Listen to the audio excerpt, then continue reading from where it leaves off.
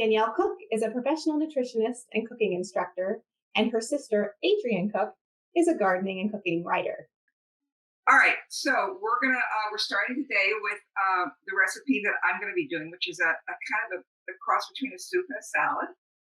It's a really elegant dish that you can serve as a first course for a dinner party. It always gets a lot of oohs and ahs. But it's also fun to enjoy by yourself or just, with family. Are we back to dinner parties already? Well, small ones. But anyway, it's a very elegant way to start a dinner. So whether you're doing it at home or not, it's at home or with guests or whatever. It's also something nice to bring to a dinner party if you're being asked to, bring a dish. To bring a dish, or if you're going over to a neighbor's house. So let's get started. First, before we do though, Danielle's going to introduce her latest family member. My latest 2.5-pound family member that I took off my vine yesterday. This is a variety called Big Zack, and I kid you not, it's 2.5 pounds. It's the size of a melon. Truthfully, I knew that these things were growing big, but I didn't even notice this one. She was hiding in the bottom of the cage, and my daughter brought it in, struggled to bring it in with her little 2-year-old, and they were very pleased with the harvest. But I will say, I'm just like blown away by the size of this. So yeah. We're going to use it while Adrienne's going to attack it a little bit. The recipe calls for large number of tomatoes, and you can actually scale it back. But as long as we got this one, it's a little overripe. It's probably not going to be great for slicing, so why not use it? And that's really what you want to focus on if you're going to be doing this particular recipe, because we're going to be running this through the Cuisinart, and so pulverizing it and extracting the juice from it. We have a question later on, another poll about juice. Are you ready to just go through the whole thing? I think so. Because when we're ready to go, you will not see our pretty faces for a few minutes. We're going to switch over a different camera so you can get a really good bird's eye view of what Adrienne's doing. Yeah. And by all means, as we go through this, do field Libby questions, because we are happy to take questions as they are, as you ask them. She'll drop them in, or we may hold a few for the end of this first recipe. So let me just. So you're gonna go and switch places. I'm gonna switch cameras for you all, and you're gonna enjoy what we have to prepare. There we go. Okay, so I'm gonna start by cutting out. What did you call her? Broomhilda? Broomhilda? No. Hildegard. Hildegard. We're just going to open it up here and get rid of the stem. And I might have to just cut it in half in order to do that. There we go. And then we're just going to cut the other half off. And this will go right in the Cuisinart, pretty much whole. And the only thing you don't want to get in there is the stem, but everything else can go in. Now, if you don't have a Cuisinart, what you can do is cut this up and just chop it by hand and put it in your sieve, in the sieve that we're going to be using. All right. What about, can you do this in a blender? Yeah, blender's great. Absolutely. Let's pull in our Cuisinart. Watch the camera. Watch the camera. Move this out of the way.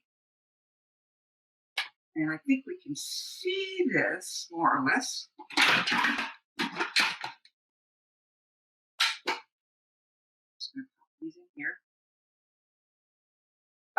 The recipe does say to do the cantaloupe and the tomatoes separately, just because of the sheer volume. But if you do a smaller amount, just for a second, I'm just going to.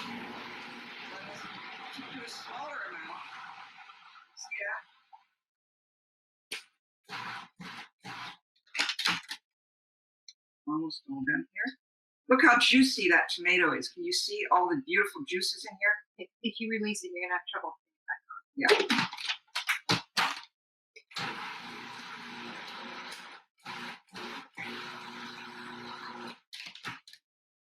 Beautiful color. Beautiful, lots of juice. I mean, this was really an extraordinary tomato. I can't wait to try more of them. All right, what I'm going to do is I'm putting it in. Sure, want to move that? That sounds great. There we go. This is an ordinary metal sieve, a regular bowl, and we're putting some cheesecloth in here. If you don't have cheesecloth, you can use a towel, like a dish towel. Just going to pour that right in there.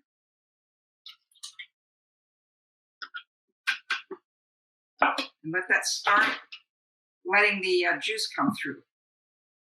And while that's doing that, I'm going to put this back. It's ready for the next batch of. Thank you. I think I'm just going to keep going with the cantaloupe.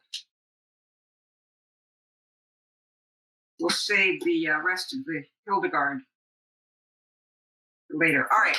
For another time. So, I've already poached this beautiful half melon that I got from the farmer's market. It's so sweet and delicious. I really hope that you find ones that are really, really sweet. I think this is the time of the year when you shouldn't have any problem. They didn't have a variety name on these. They just had small and large. And the large ones, I just could smell them. You could smell them really from several booths away. People were being drawn over by the smell of these melons, and you could really tell that these guys were ripe. So we're just going to go through and do a bunch of this. And then I'm going to turn it over to Danielle. She can finish off the melon bowl while I cut off part of the. So I'm going to pour the juices that are in here. You can probably see there's quite a bit of juice in here. I'm going to pour that right into here. Oh, I got to talk louder, Danielle said. Okay, let me cut this in half. And I'm going to hand this off to Danielle, this part off to Danielle. She can finish doing the melon balling for me. And this part is going to go right in here. So you can pretty much decide how much melon you want to put in here. But obviously, the more you put in to the tomato water, the sweeter you're going to get in terms of the flavor. So I like to put a fair amount of the ripe melon into here. And it provides a really nice, not a contrast, but like an underlying delicious flavor. It doesn't hide the tomato flavor at all. It just makes it come out even more. And of course, you're also going to want to put a little bit of salt in there. I think my recipe kind of overstated the salt, just FYI.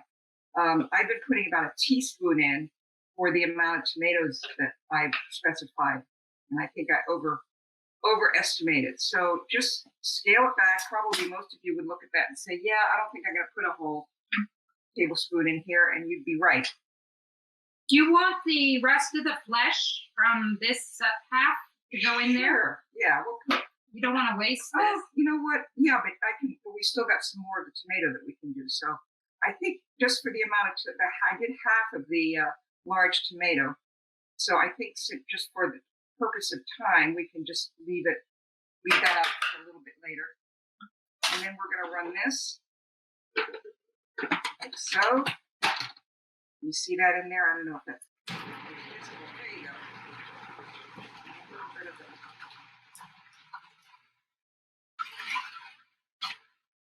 Okay. And we're done here. Yep. Look at that. Nice. Look at that. Beautiful. And that's going to go right in here on top.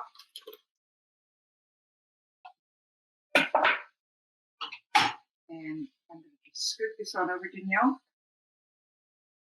So here's your tomato and cantaloupe combination from which you're going to be getting your tomato water. Now you could just hang this and it'll drip just like this is. Can you see that dripping?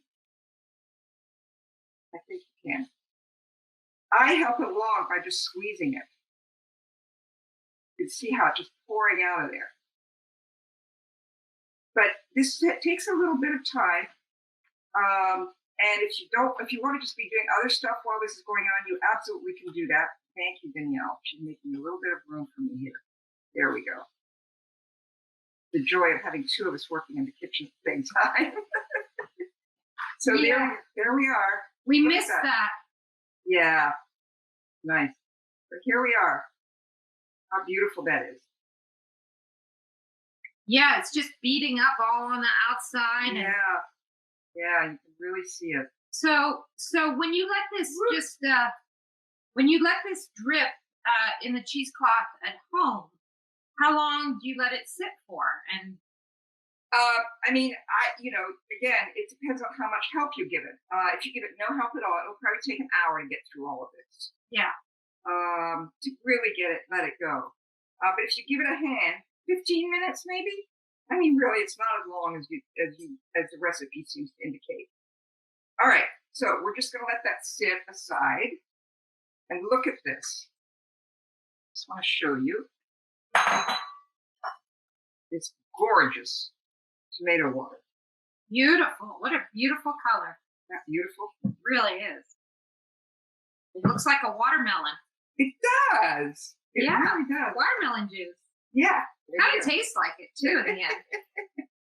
Okay, so let's put this over here, and I'm going to just let You're done with this? Well, I needed to put this on. Put this right in here because I need this bowl and this bowl. All right. The next thing we're going to do is just this part. Once the juicing or the tomato water part is done, the rest of it goes pretty quickly. We're going to take a couple of pretty tomatoes, a red one and a green one. How about this one right here? And we're just going to cut them up.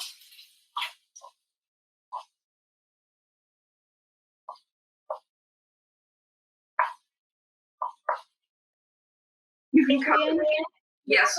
while you're doing that, we had a question. Yep. Can you use tomato water in making tomato sauce?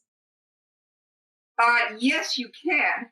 The tomato sauce probably would be better if you used it with all the tomato pulp in it. The tomato water is, as you can see, is very. It's really more like a thin soup or a broth. It's more like a broth. It is. It's really more like a broth.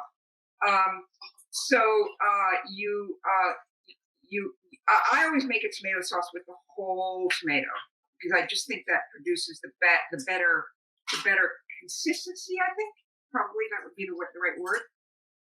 But you know what you could use it for is you could add it to your water, your pasta water for cooking the pasta. You could also make a tomato margarita. Yeah, you could do that. For a Bloody Mary. Bloody Mary, delicious. It's very sweet because it's really most of the juice is going to be coming from this process that we're doing, which allows the sweetest part of the juice to come out. All right, here we go. And Adrienne, it looks like you've got both a red tomato and a green tomato on your tray there. Yeah. The green one is also ripe, yes? Is it zebra or something similar? It is. It's not a zebra, but it is ripe.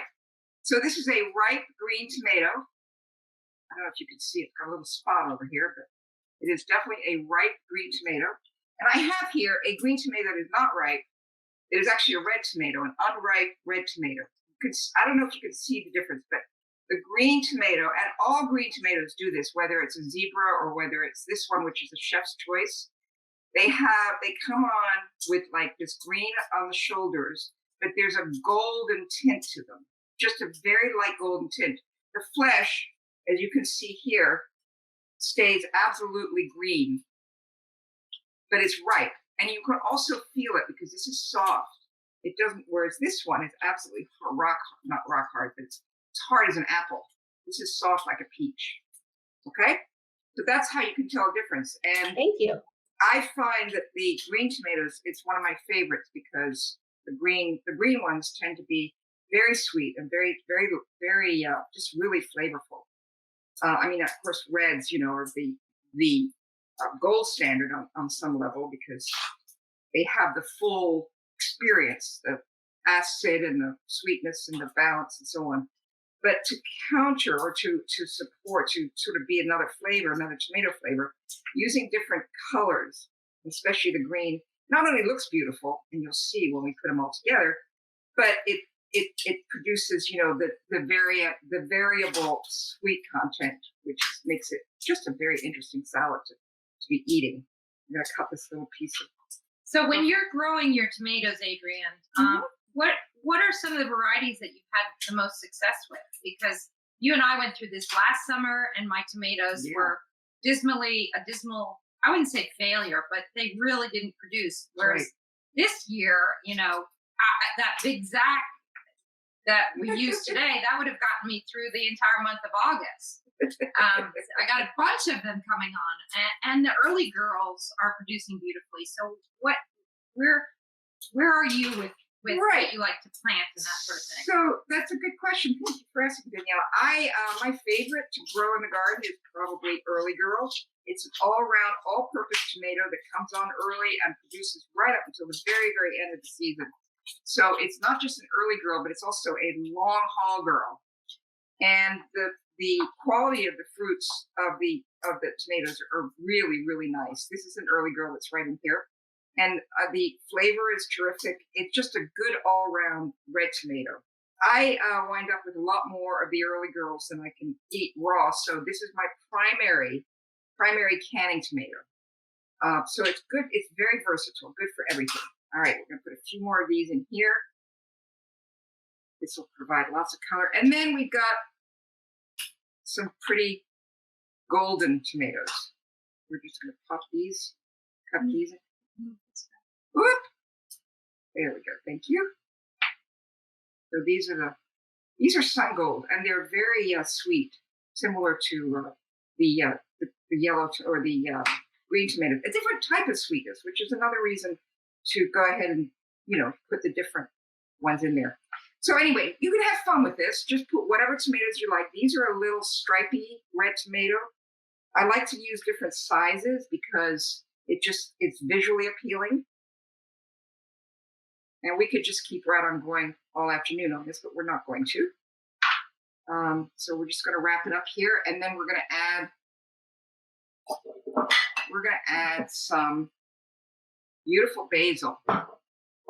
This is actually lemon basil over here, but I'm going to use the dark, beautiful sweet basil, which has very intense flavor. And you could use Thai basil. You could use, I like for this particular dish, I prefer to use the sweet basil, the common basil, whatever you want to call it. It comes in with different nomenclatures, but it's all pretty much the same. That wonderful, familiar, the basil flavor that is familiar to so many of us. I would imagine that Thai basil would be great in this because its slight licorice flavor would really, really work beautifully with the cantaloupe, with the water, and the different sweetnesses of the tomatoes. That's absolutely correct. That's so true. The lemon basil might be a little too lightweight for it. Right. Yeah. Okay. So we're just gonna put some of this in here. And we're gonna toss the whole thing. Can you see that okay? I'll move this around. There we go. This over. Thank you, Danielle. Mm-hmm. My sous chef over here. These are done, right? Those are done. And I'm going to keep this over here in case I decide I want to put more on. We're going to put some of these in here. And then we're going to mix it all up. Can you grab me some olive oil? Yes, ma'am. Thank you. And I've got some salt over here, right? I can see it from here. A little salt.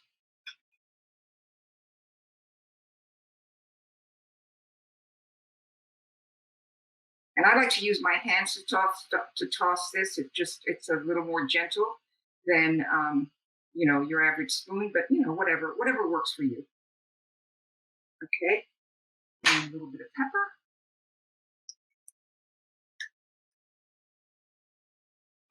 And some olive oil. That's all you need. It's not a vinaigrette. It's just this. With all these wonderful summer tomatoes, you just don't need anything else to gild. We don't have to gild the lily here. We got the lily totally down and ready to go. Thank you. She's handing me all this stuff. You can't see her working diligently in the background. All right, let's move this on out of the way for just a second. Thank you. And then we're going to bring our bowls over. This is going to be one for me and one for Danielle. Jealous. It looks delicious. Yeah. You want to get lots of good color in here. Look at that. There we go. Have you done this with mint? I haven't, but it would be delicious with mint. It would be delicious with a combination of mint And basil. Yeah. And it would be good with a little oregano on it. It would be great with tarragon. And if you wanted to switch out fruits, you could probably throw in maybe some sliced or some oranges that have been supremed. Or watermelon, different things like that. So there you have the base or the tomato part of it. And now what we're going to do is we're going to add a little bit. You see this here?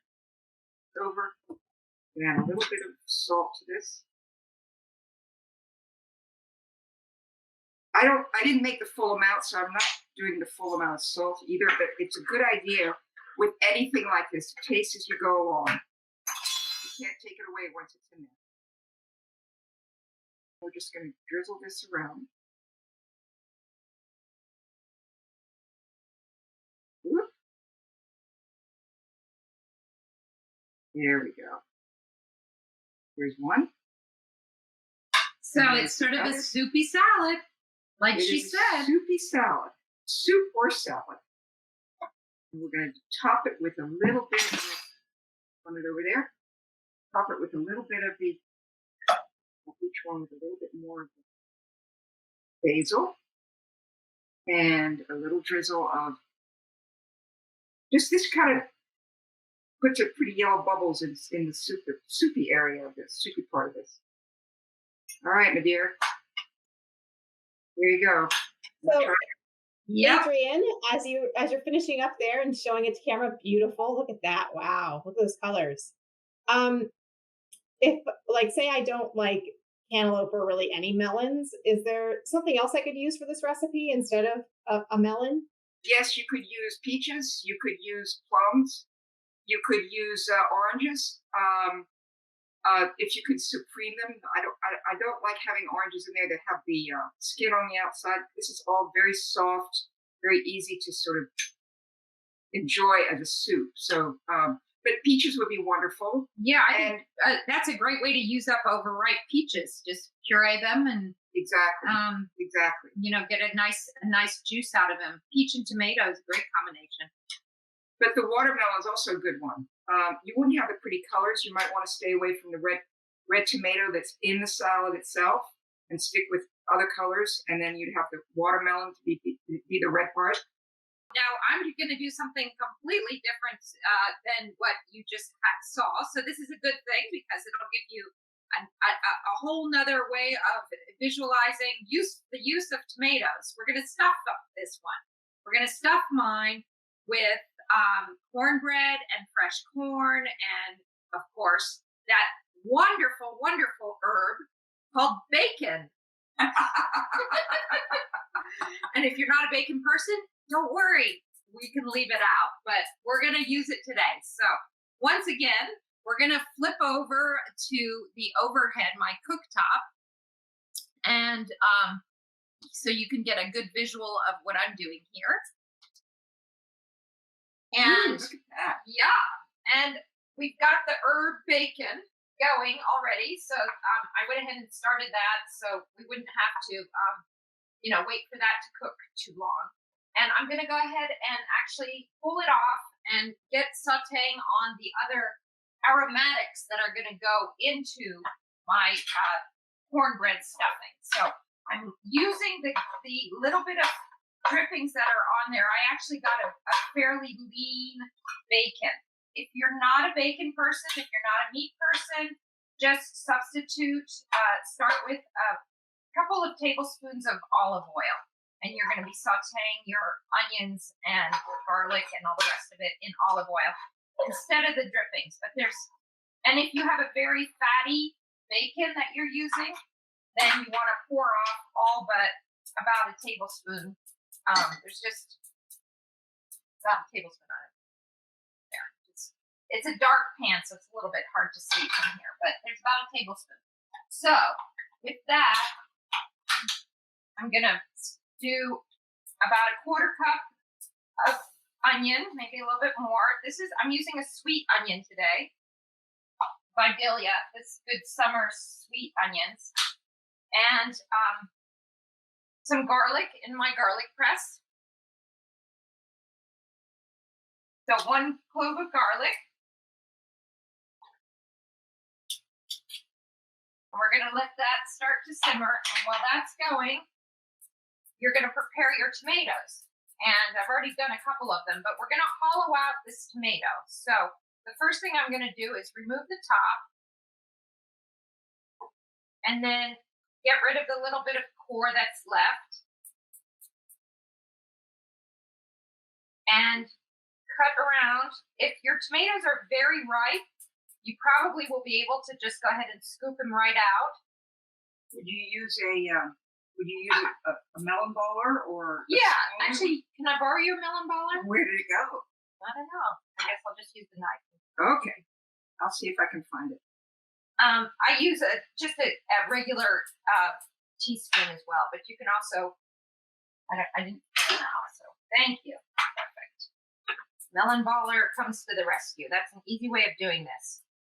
You're gonna want to cut down the pulp a little bit if there's some larger chunks. You're definitely going to want to cut that down. So get in there and just get all the seeds out and the water, all the gelatinous seeds. We're going to use it all. We're not going to throw anything away here. And of course, the bigger tomatoes as they come on through the summer, this is a great use of these big fat tomatoes. I don't know if Big Zach's going to be. I don't know. Big Zach's going to need like a pound of cornbread in there. Okay, so I've got this really well hollowed out. I'm going to just go ahead and stick my thumb in there and feel for any extra seeds. So that really, I'm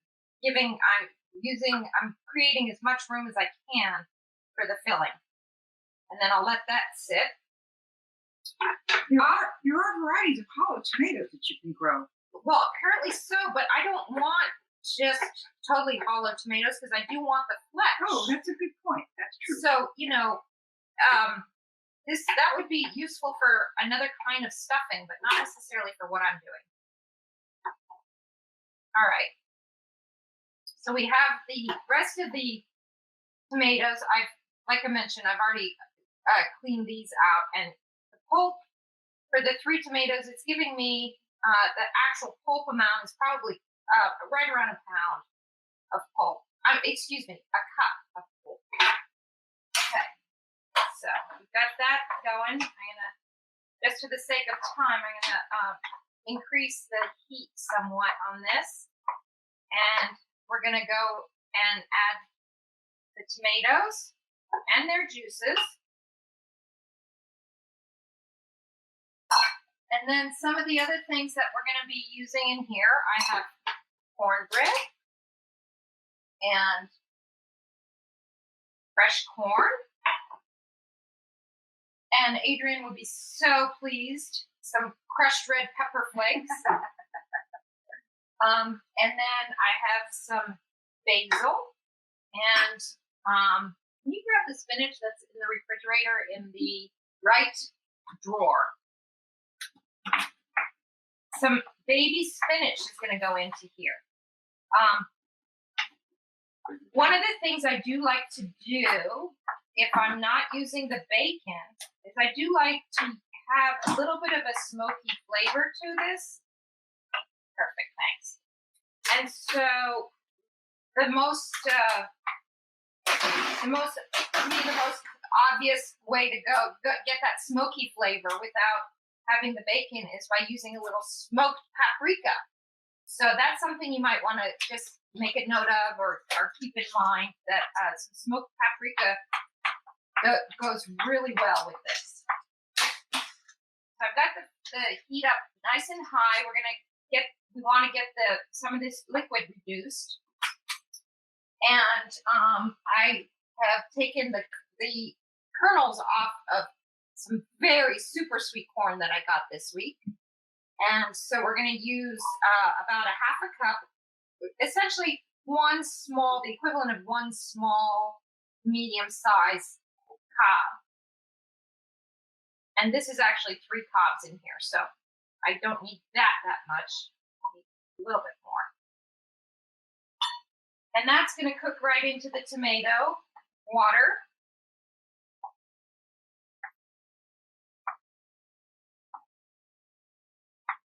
And this will all come together. Cut this little chunk down a little bit here. Do you have to keep the heat fairly high to get the liquid down quickly? Yeah, I do keep the heat fairly high to reduce the liquid and also just to speed things along. Right. You know, when you're doing this in the summer, you don't try to limit how much time you're spending over a hot flame, right? And I mean, you have to prepare this, and then it does bake off for about 20 minutes. So you've got the heat going from the oven too. But this part is actually quite, it comes together fairly quickly. And this is something you could do in advance? Well, sure. The stuffing keeps great. You can do this in advance and put it in. You can make a bunch of it and stick it in the fridge, and then stuff tomatoes whenever you're in the mood for it, because the stuffing holds up really, really well for quite a while in the fridge. You can have this in there for 7 days, Yeah. 5 days, 7 days. There's really nothing terribly perishable in it. So, cornbread, if you're one of those people who loves to bake and you love to bake your own cornbread, by all means, have at it. If you rather reach for a box of cornbread mix, that's totally cool too. I just pick up good cornbread from the bakery section of a grocery store. So whatever floats your boat, there's a lot of range in how sweet some of these cornbreads are. This is one that I got actually from Whole Foods. I do like it, but I'm not endorsing them, but it just happens to have come from there. But I don't go through the hassle of baking my own. It's just not my thing. So with that, we have about a cup of this cornbread cubes. You can also use stale cornbread. It doesn't have to be fresh. That's fine too. And we're going to let that soak up some of the juice. You can probably see, the juices have reduced significantly since I just put it on there. But the colors are all very pretty. We're going to go ahead and let that come down a little bit more, and I'm going to add a little hit of hot red pepper flakes. Again, optional if you're not a big fan of something, but I like the heat, just a little bit of heat in this. And then you need about 3 ounces of spinach. These are 5-ounce containers, so I'm going to do 3 ounces. I would say 3 ounces is like 3 handfuls. You can do more if you want. And that's going to cook down quickly. This is high in nutrition, isn't it, Danielle? There's lots of good things. Well, there is lots of good things. And yes, of course, our tomatoes are fantastic, not just the vitamin C, but the lycopene, which has been really seen as being a cancer preventative ingredient or compound that's in the tomatoes.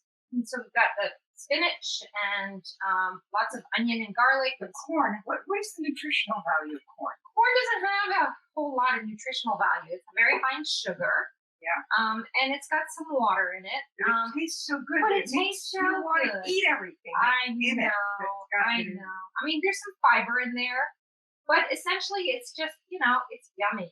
It's not up there as one of the top most impressive ingredients. Unless you're a cow. Well, yeah, I'm not sure they like it sweet like this. They like it. Yeah, they like it. They do a different kind of corn. Yeah. So, our spinach has wilted away very nicely. And the cornbread is starting to also just kind of soften. Look at that. It's really gotten really like a stuffing now. Yeah, we're pretty much there. I'm going to add back our bacon, our little bacon bits.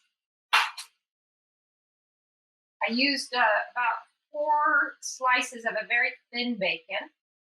But, again, you can use a thick cut if you like. That's going to give you chunkier.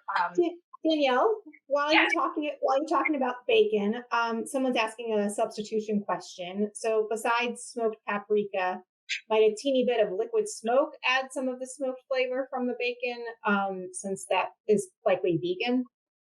Yes, you could definitely. I would go really judiciously on the liquid smoke because it can be very overpowering. I mean, I would really just start with a couple of drops of it. But, there are also some other sort of smoky bacon substitutions that are vegan, which you could absolutely slice up and saute. There's a number of good products out there that you could swap, one for one, the meat bacon for a vegan bacon. You could also put. I'm going to add some basil as well. Like Adrienne has used basil, I'm going to do a nice dollop of basil. It goes so well with tomatoes. It does. And then we're going to be ready to stuff them. I'm going to also put in a little bit of Parmesan cheese. I've got the grated Parmesan cheese, about a 1/4 cup. I'm going to save some to sprinkle on the top of the tomatoes once they're stuffed. Okay. Now, normally, I would let this cool down a little bit, so it wasn't so difficult, it's too hot to handle. But for the sake of time, we're going to go ahead and try to do it with the hot. Sure. I'm going to make a go for it. Let's see. Yeah.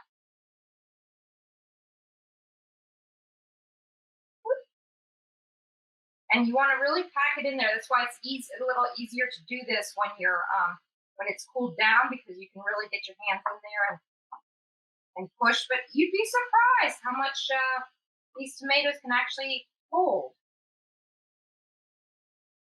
I'm going to end up with some extra here. I probably, this would have been enough for at least, I would say probably 4 tomatoes. But I'll come back around to that. So Danielle, as you're stuffing, yes, could you also use this stuffing inside a bird or a bake in a casserole dish? Yeah, it actually would be delicious. You could definitely stuff a chicken with it.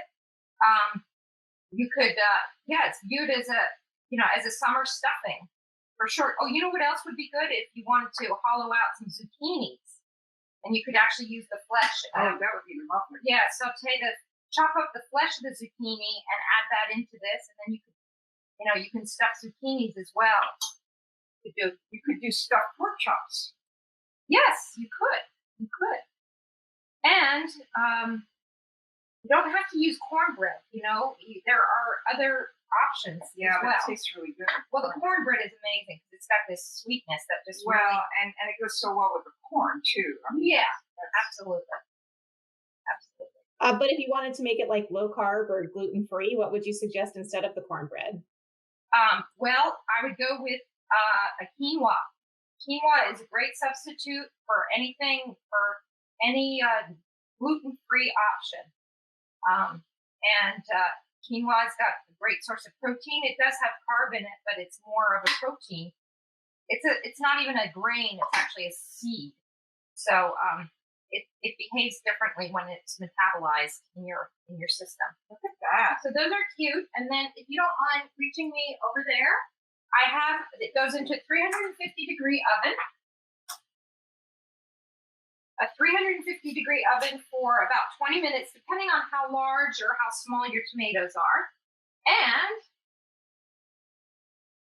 what I did with these is I gave it a little sprinkling of Parmesan on the top and then baked them. And they have relaxed beautifully, I would, before you, serve, I would present them with a little bit of fresh chopped basil. Does not want to come off my fingers. Never mind. But these are all yummy, and I will cut into one so you can actually see what it looks like once it is all baked. And as you're doing that, we did have someone ask if you had a suggestion for a substitute for spinach. Do you have people who don't enjoy spinach or can't eat the spinach in the recipe? Well, I mean, I would think kale, but if that's an issue in terms of the folic acid, Arugula. yeah, a little arugula was not that would work. Mm-hmm.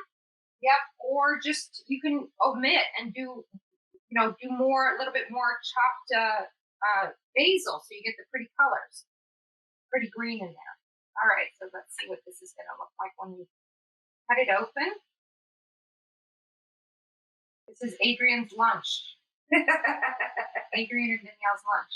Look at that. Yeah. So that looks quite yummy. It's got the green, it's got the corn, it's got, all the summery. And it's so moist because of that tomato. The walls of the tomato is keeping all that moisture in there. It's extremely moist, and it holds, you can cut right through it, so it's not falling apart. It's nice and moist. Yeah. I would serve this either a little warm or at room temperature. I would not serve it hot out of the oven. You need to let it cool down a bit. But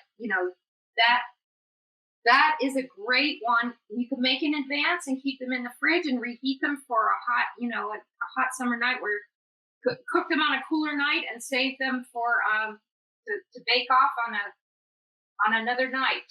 So, any other questions? We're gonna come back. Yes, as you're coming back. So for this recipe specifically, do you usually leave them untopped? I guess the recipe on our website says replace the tops before baking. So what is your preference, or could you do either? Well, I actually you can do either. I actually use the tops to and cut the flesh around the tops and use that. The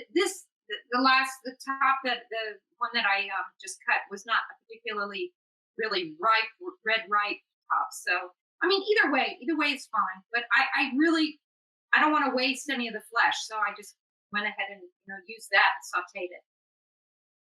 And is there a certain type of tomato that's best for stuffing? Well, a stuffing tomato. I don't think the type so much as the where it's at in terms of its ripeness. Yeah. And I think Danielle mentioned that if you get a very overripe one, then you run into. Yeah, I mean, I would be a little leery of doing like this is a black Cherokee. These heirlooms are a little bit trickier to work with. These are really like cutting salad tomatoes. Yeah. Whereas the other variety, and honestly, I'm not sure what I've got there as a couple of my early girl. I'm not sure what this is because I got it from the farmer's market that was running out. I think that when you're talking to your vendor at the farmer's market, you could actually just feel the tomato. If it's firm like this, then you know that that's going to be a really good one for stuffing. I mean, you can't. There's no soft spots in it, so this will cut easily and it'll stuff easily. So ask your vendor and see if he's got some, big boys or one of those sort of classic summer red tomatoes. Early girl. Yeah. So could you use rice in this recipe instead of cornbread? Yes. You would want to use cooked rice. Don't put in the raw rice. You want to use, if you have leftover cooked rice, you could totally do that. You could also use bulgur. If wheat's not an issue, you could use bulgur. The quinoa, of course. You could use some cooked farro. I mean, there are a lot of those, some nice boxed grain mixes that you can cook up in 15, 20 minutes. And you could just use that. But again, that cornbread, the consistency will be different. You want to, if you're using a grain, you want to really pack it as tight as you can. The advantage to the cornbread is that you do get, it's a nice bind, it binds really nicely. You don't need egg or anything in there, like you do. A lot of people put egg in their stuffing, but this is completely not necessary to do that.